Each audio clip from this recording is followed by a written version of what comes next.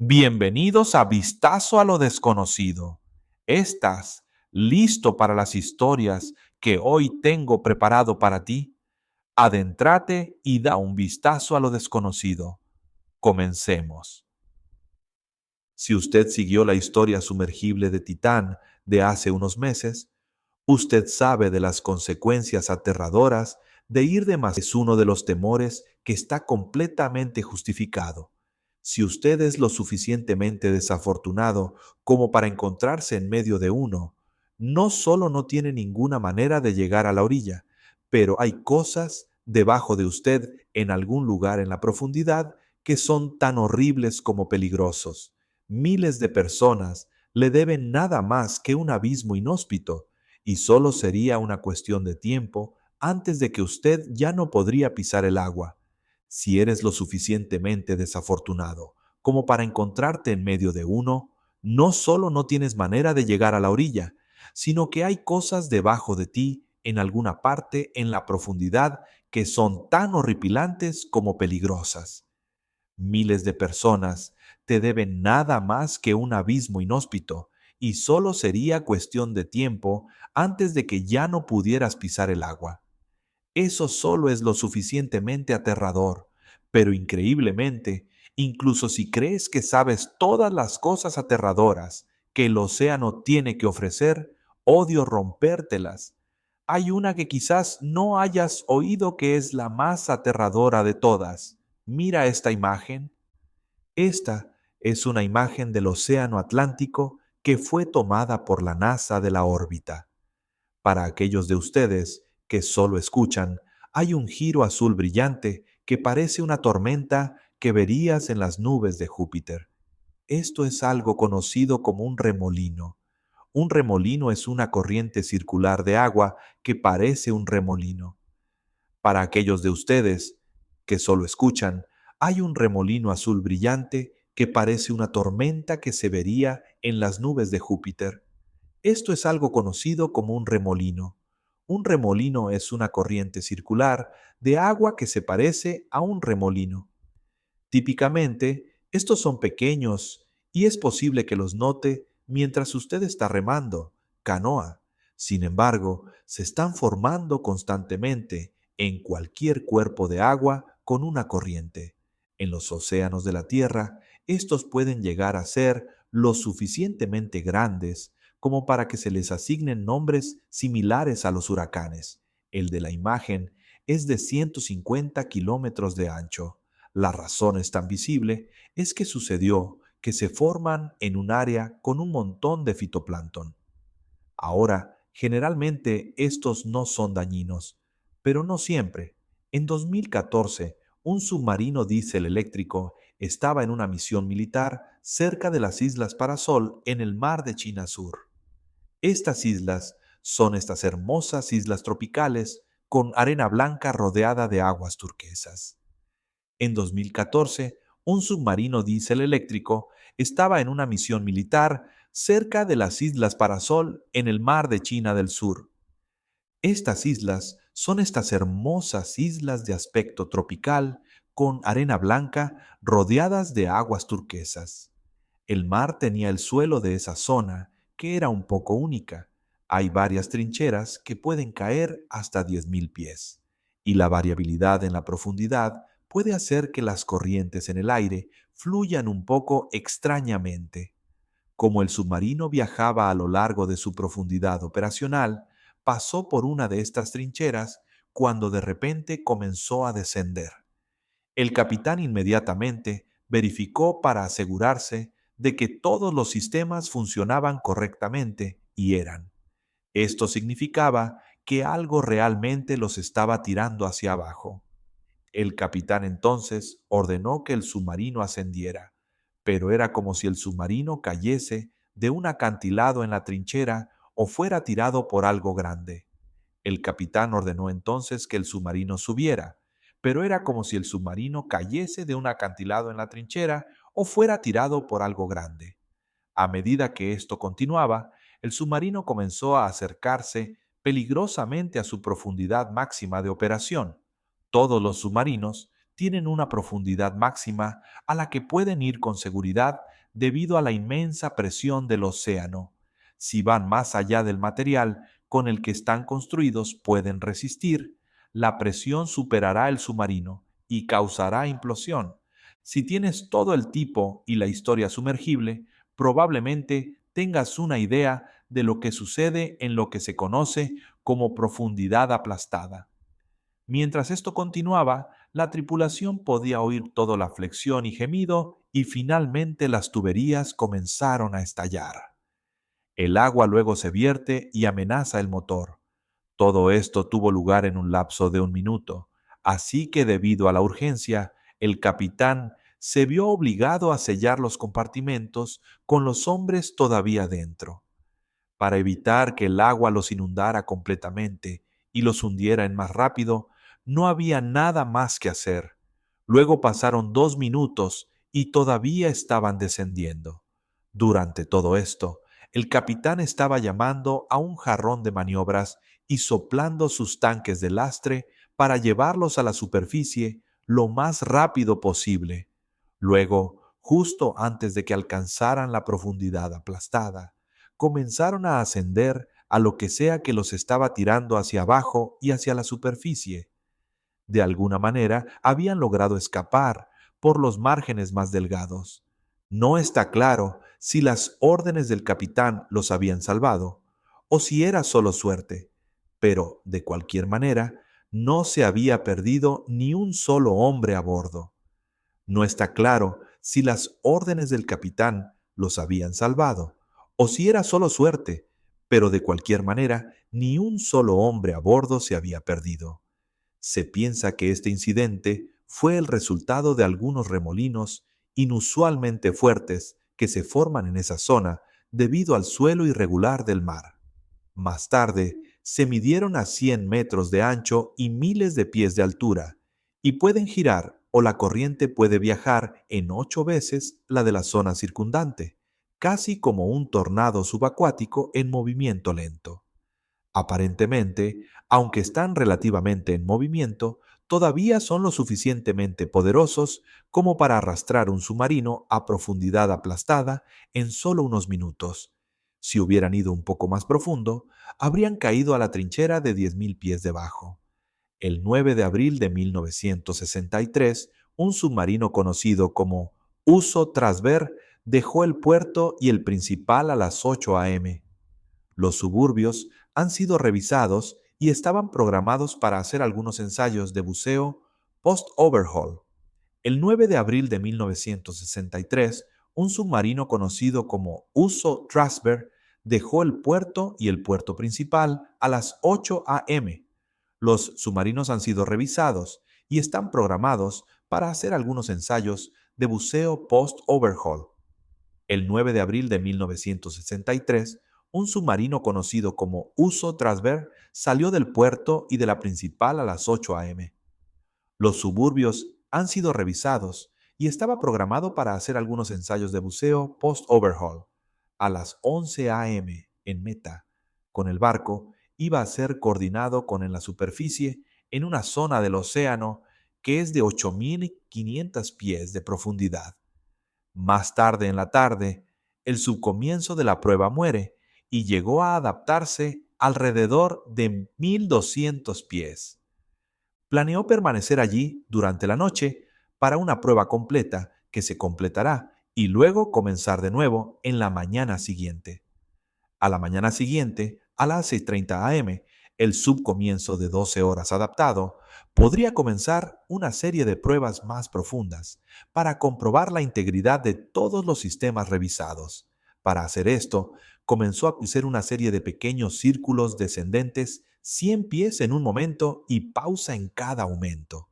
Poco en estas pruebas, un mensaje fue enviado por el submarino. Para hacer esto, comenzó a hacer una serie de pequeños círculos descendiendo 100 pies a la vez y pausando en cada incremento. Poco después, en estas pruebas, un mensaje fue enviado por el submarino. Leía: problema menor, tiene ángulo positivo, tratando de soplar. Esto era en referencia a soplar sus tanques de lastre en un esfuerzo por hacer un envío rápido. Después de eso, hubo silencio de radio durante unos minutos, hasta 917 AM, cuando llegó un mensaje final. A través de estática, todo lo que se recibió fue profundidad de prueba y luego no había nada más.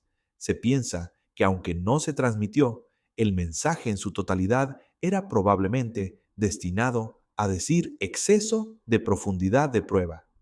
A partir de ese punto, el submarino sufriría una serie de eventos aterradores. Primero, las tuberías comenzarían a gemir antes de estallar por completo. Esto causaría inundación en un chorro de agua medio ensañe la potente debido a la presión. En primer lugar, las tuberías empezarían a gemir antes de reventar por completo. Esta inundación entonces acortaría los sistemas eléctricos como los hombres fueron soplados a un lado por la presión del agua en sus temperaturas para detener las fugas. Con el peso creciente del agua, el barco habría llegado a ser más pesado y comenzar a hundirse más rápido. Todo el tiempo, el crujido y gemido se habría vuelto más fuerte y más fuerte. Entonces el corcho en el interior del casco empezaría a romperse y escamarse. Entonces, incluso la propia sublectura comenzaría a doblarse y torcerse bajo la presión hasta que finalmente hubo una completa implosión del casco. En un instante, o apenas un 20 de segundo, el submarino habría parecido una bola de agua vacía siendo aplastada en la mano de alguien. Después, cayó miles de pies al fondo del océano. En el desastre, todas las 129 tripulaciones a bordo se perdieron. En un instante, o solo un 20 de segundo, el submarino se habría visto como una bola de agua vacía siendo aplastada en la mano de alguien. En el desastre, todos los 129 tripulantes a bordo se perdieron. Los restos se encontraron apenas unos días después, pero debido a la profundidad nunca se ha recuperado. Y desde el desastre ha habido estudios e investigaciones que determinaron la causa exacta, pero parece como una verdadera causa no está de acuerdo. La posición oficial de las Armadas, que había una tubería que estalló en la sala del motor, para darte una idea de lo catastrófico que puede ser esto cuando una tubería rompe profundidad establecida debido a la inmensa presión, el agua puede esparcir velocidades increíbles. Por ejemplo, se calculó que a 1.300 pies de profundidad, una tubería de 2,5 pulgadas podría fluir a 1.800 millas por hora. Eso es lo suficientemente rápido como para llenar una piscina de tamaño olímpico en solo 3 minutos. Eso es lo suficientemente rápido como para llenar una piscina de tamaño olímpico en solo 3 minutos.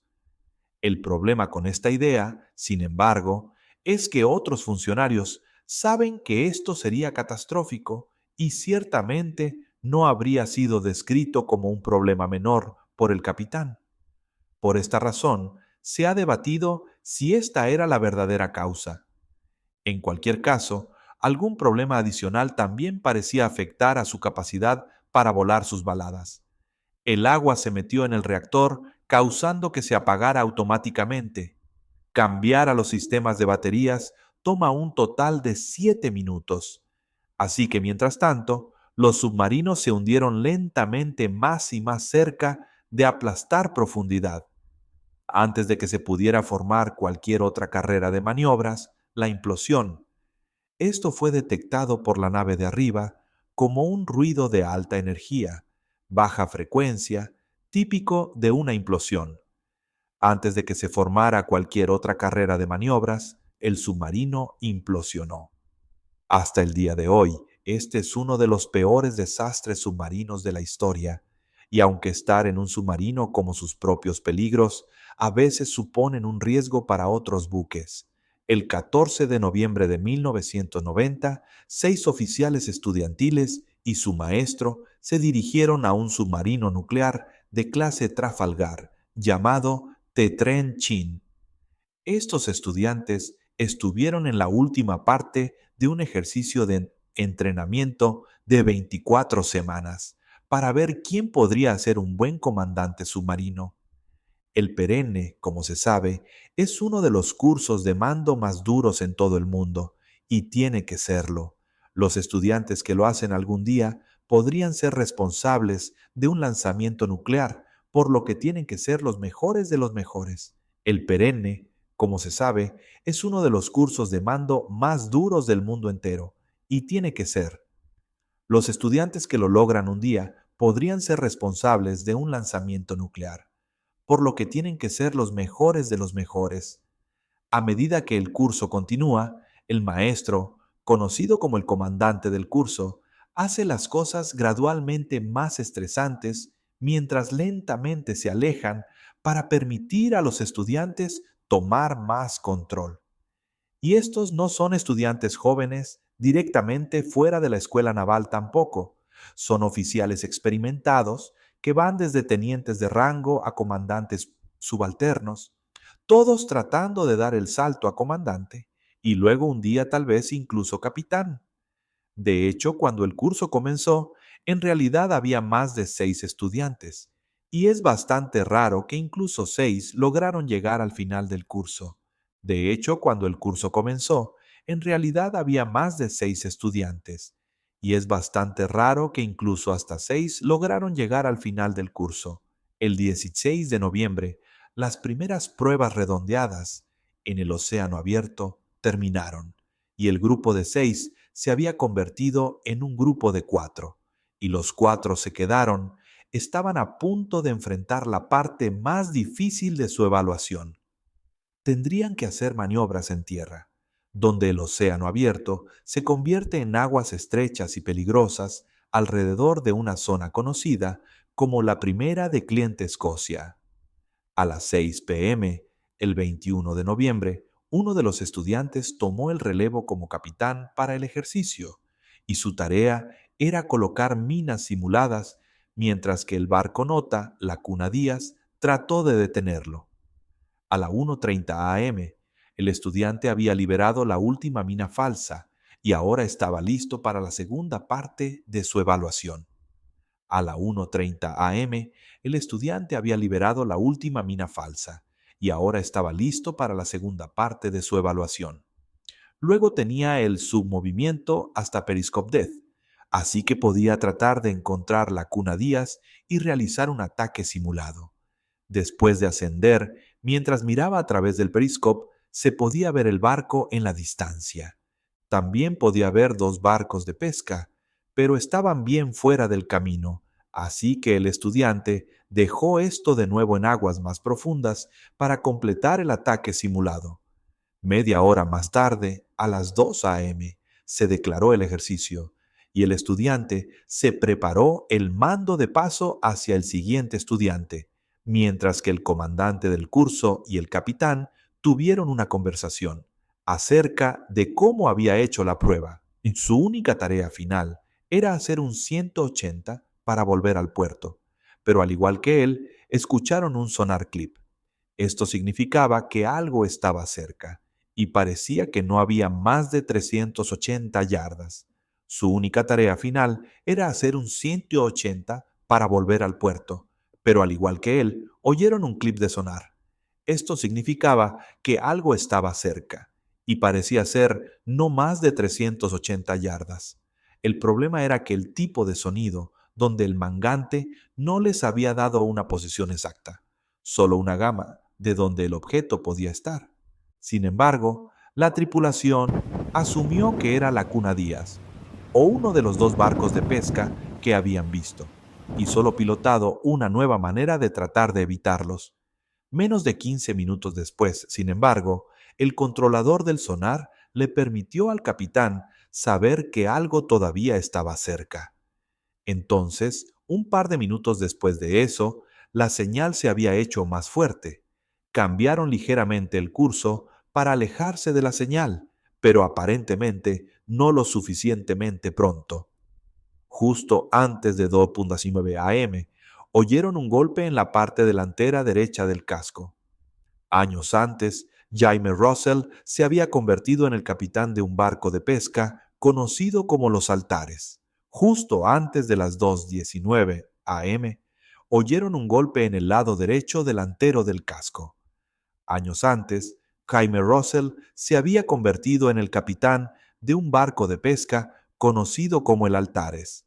Él había comenzado a trabajar como pescador directamente fuera de la escuela secundaria y luego, cuando tenía 23 años, decidió tomarlo en serio y comenzó a trabajar para conseguir certificado para que pudiera manejar su propio barco. Un año después, obtuvo las calificaciones que necesitaba y luego 2 años después de eso, en 1980, consiguió su primera pequeña embarcación de pesca. En 1987 estaba listo para dar el siguiente paso y encontró un barco de 57 pies llamado Altares.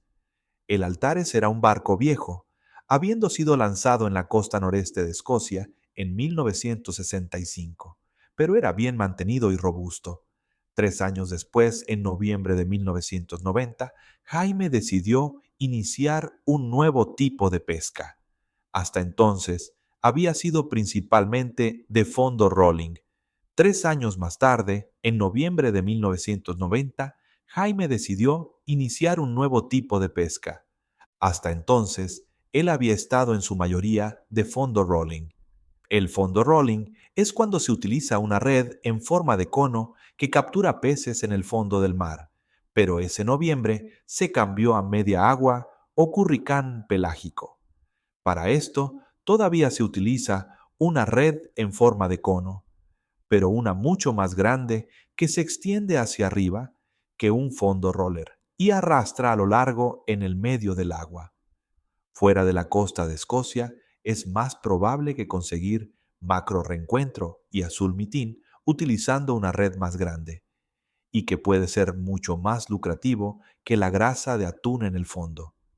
A las 11 p.m., el 18 de noviembre, Jaime y la tripulación se reunió en el Altares en el puerto.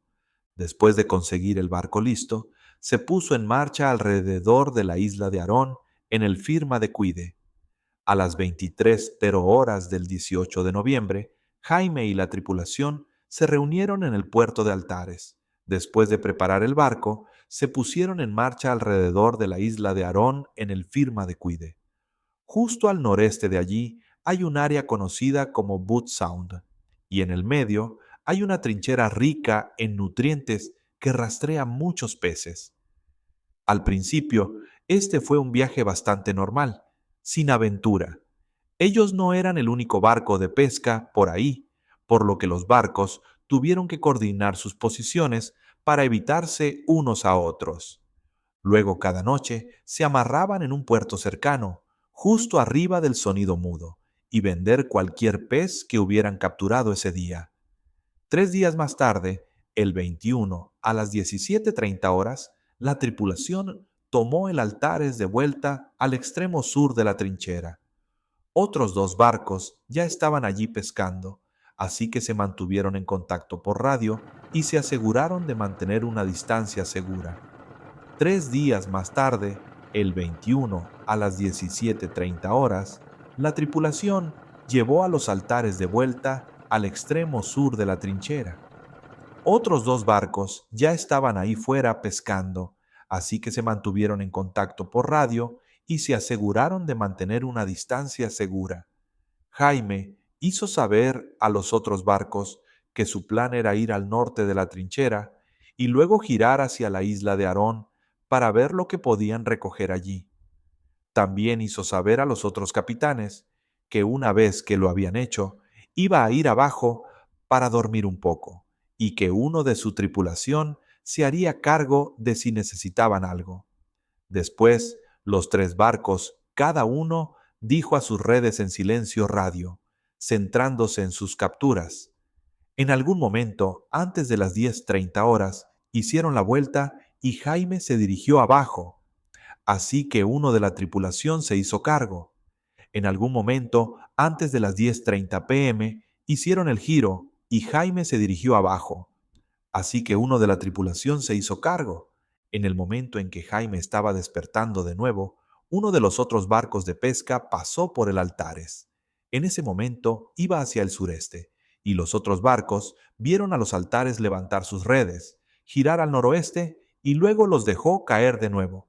En ese momento, el tercer barco de pesca vino a la vista, por lo que el vigía que había estado vigilando a los altares cambió su enfoque a la otra nave.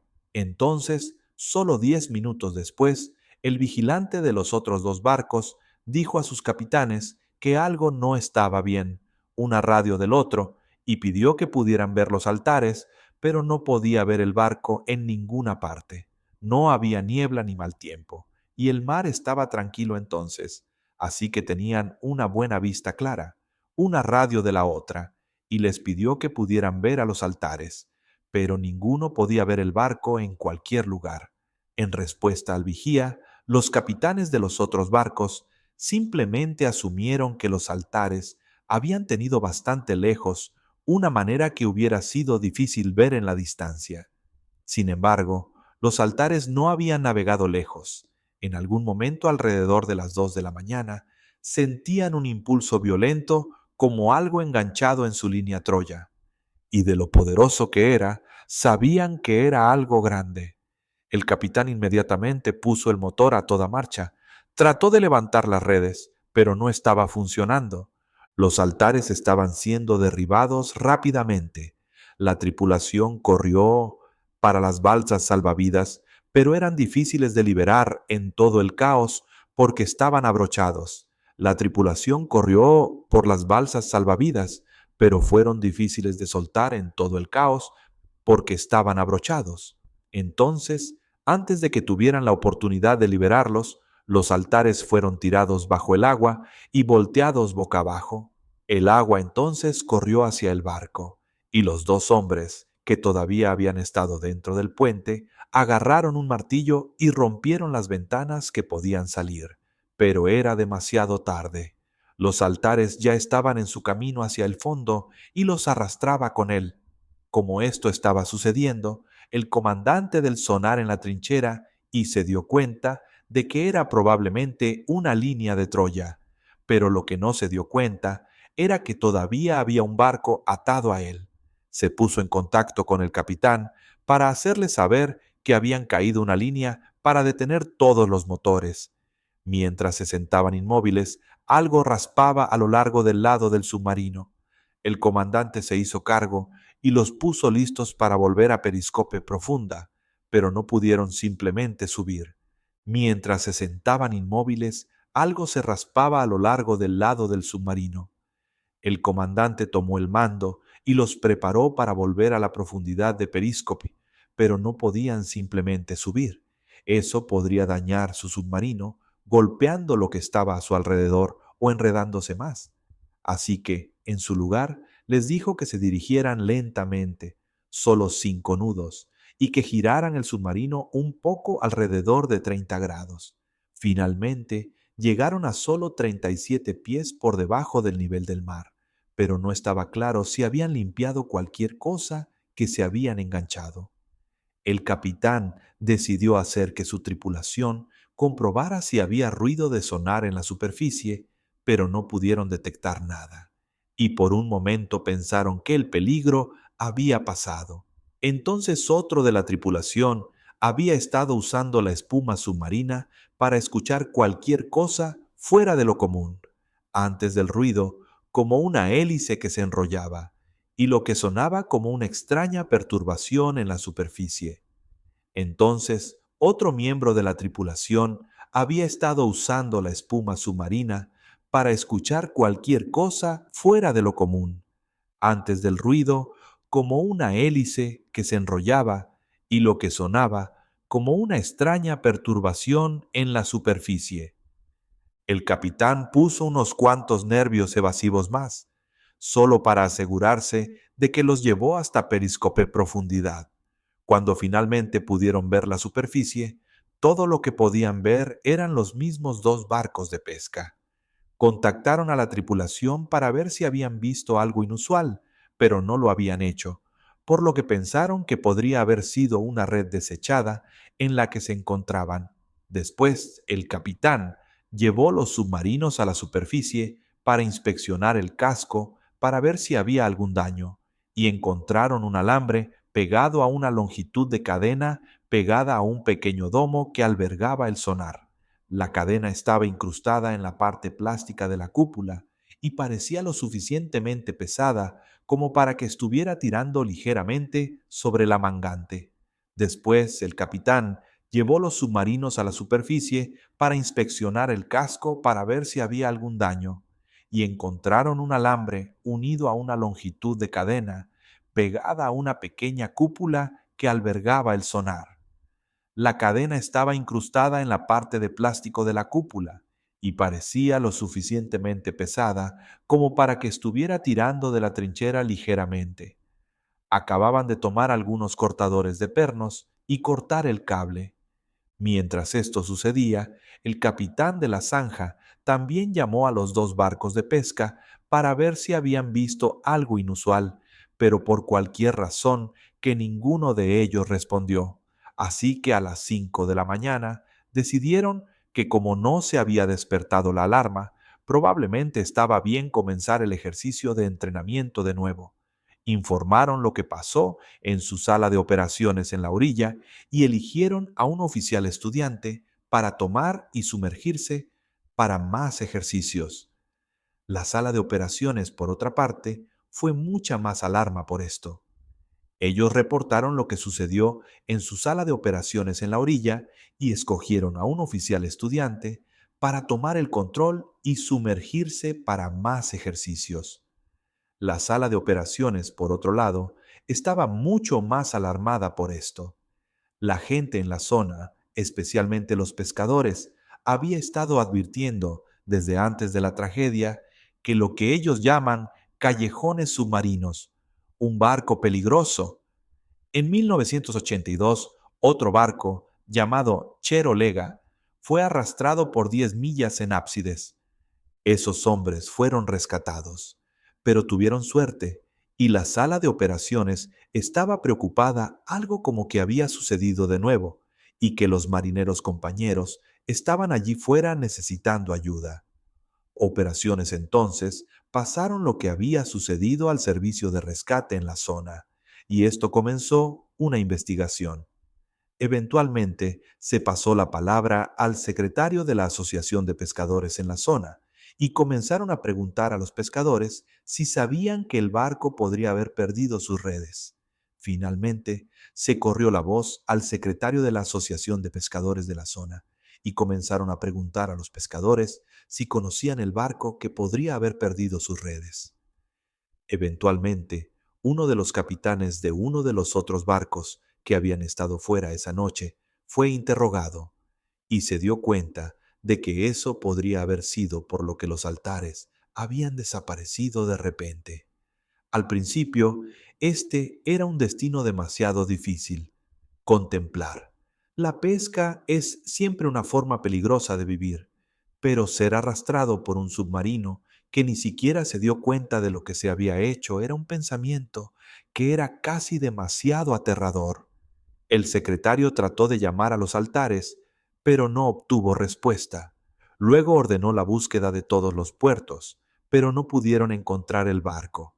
Helicópteros fueron revueltos y les tomó ningún tiempo en absoluto para encontrar cajas de pescado y rastros de aceite en el agua cerca de donde los altares habían sido vistos por última vez.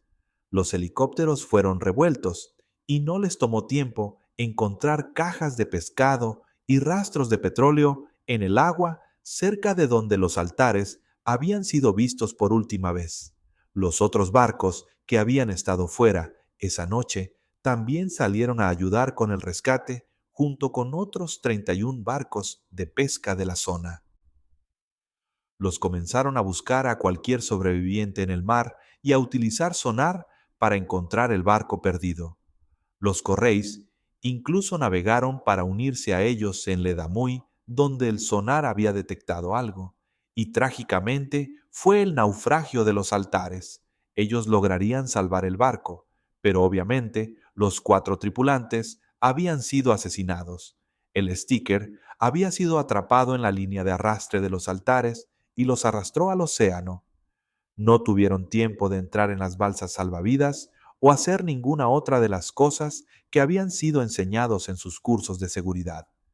No tuvieron tiempo de entrar en las balsas salvavidas ni de hacer otras cosas que les habían enseñado en sus cursos de seguridad. Hasta el día de hoy, la Marina Real todavía utiliza la trinchera para los acuerdos parroquiales, pero afirman que son más cuidadosos de evitar a cualquiera que pueda estar pescando allí. Si has llegado tan lejos, muchas gracias por ver. Si tienes una sugerencia de historia, siéntete libre de enviarla al formulario que se encuentra en la descripción. También apreciaría mucho si le dieras un gusto y te suscribieras a este video si no lo has hecho ya. Así que no te pierdas ninguno de los videos de 1 o 2 veces en la semana y espero que te vea en el siguiente.